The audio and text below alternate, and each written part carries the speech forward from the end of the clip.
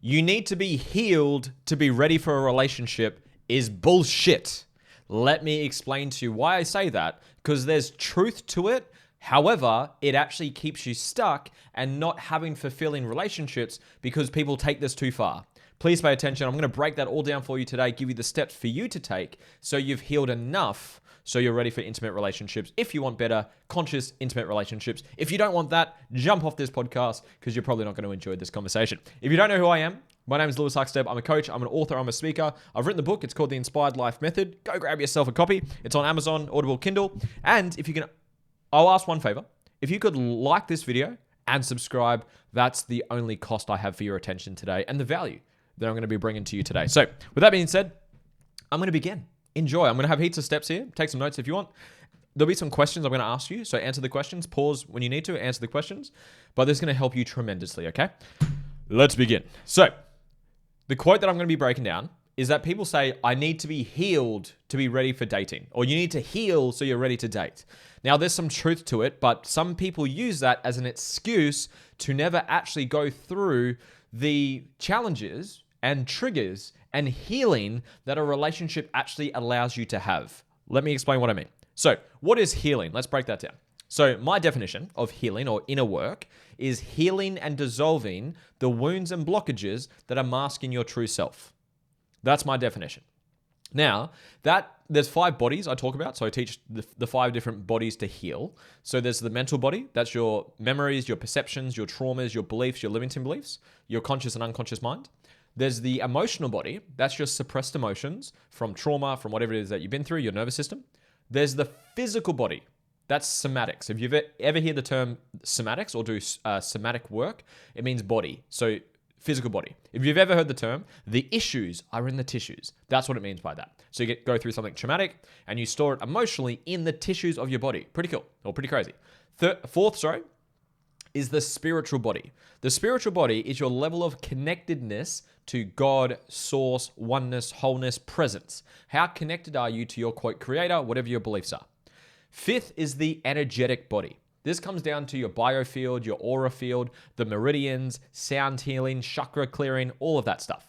That's what the 5 bodies are. And there's different tools to address different ones. I have tools that address all 5 of them. That's why I get fantastic results with my clients, because I have different tools to address the right body at the right time. I use this quite a lot when it comes to inner work.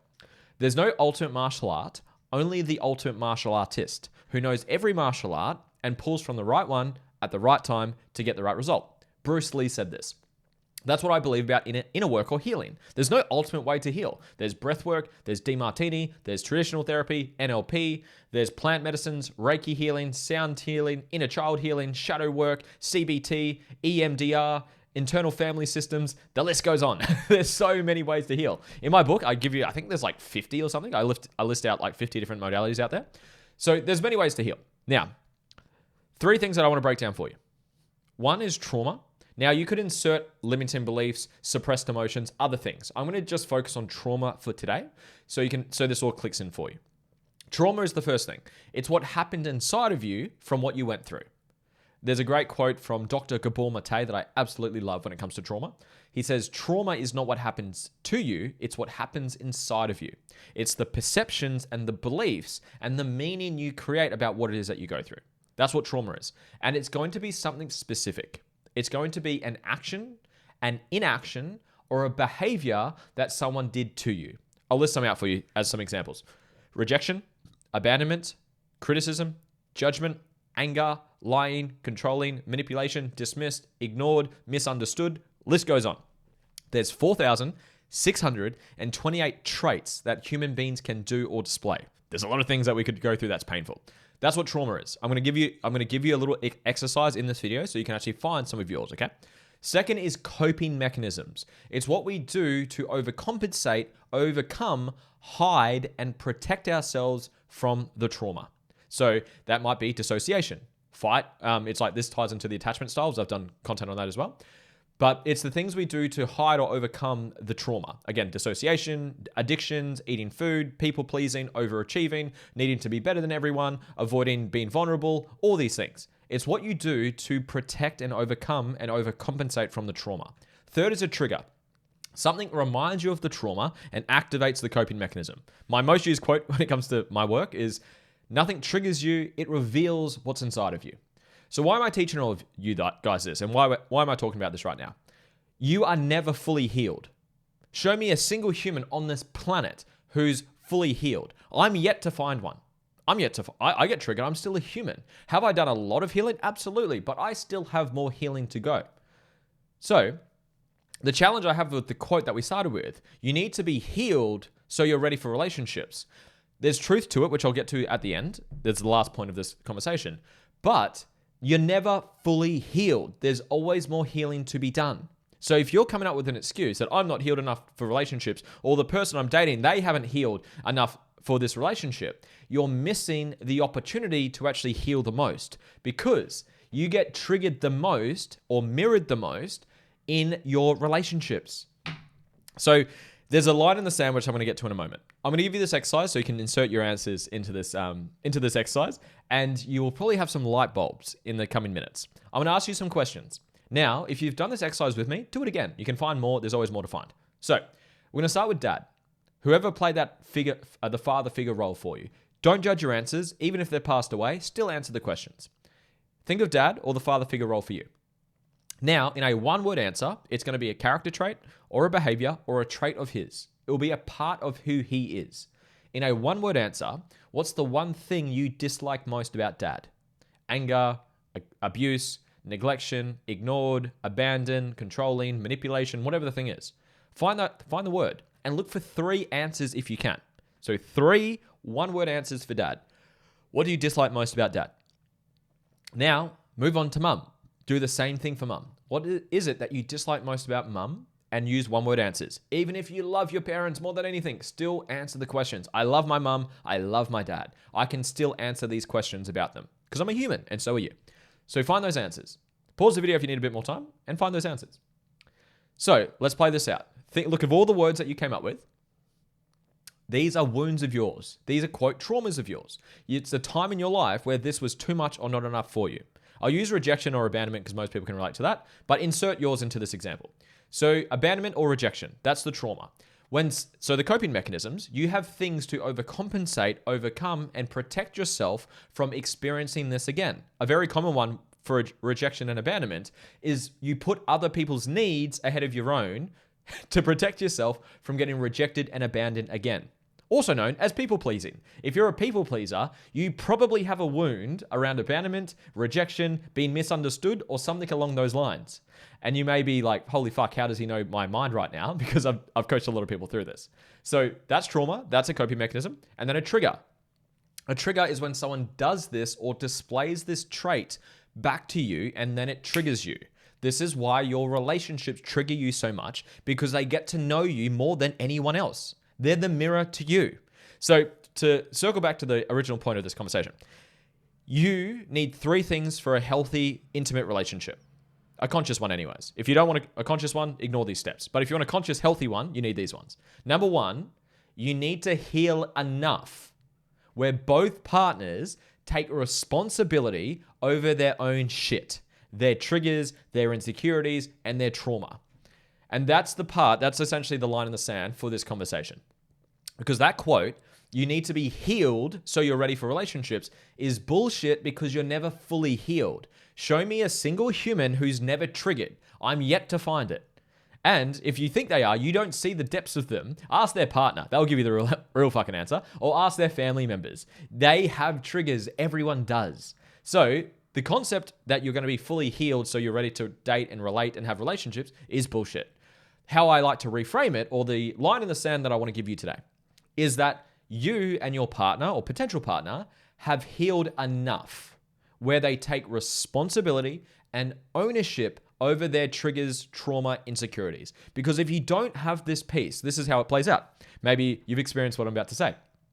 One partner takes ownership. They've done enough healing. They've done some therapy, some healing, some trauma work. Maybe they've worked with me. Who knows?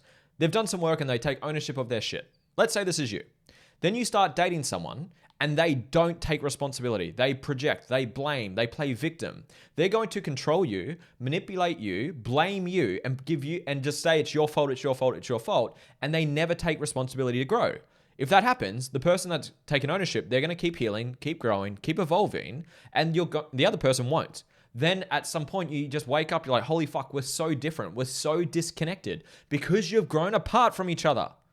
So to reframe it, you don't need to be fully healed. You need to heal enough. Now, what's the line in the sand? I don't know. Everyone's a little bit uniquely different. As long as you can take ownership that when you get triggered, it's you. It's not your partner. Your partner is the mirror to you. Now, a side tangent to this, there are differences between triggers and boundaries. Boundaries are the standards that you have that you hold people to. They treat you with respect, they treat you with love, they hold space, they're nice to you, all those things. But if you're triggered, it's still you. I use this silly example all the time with my content. I'm in my office right now, I'm working. I'm obviously filming a training for you guys right now.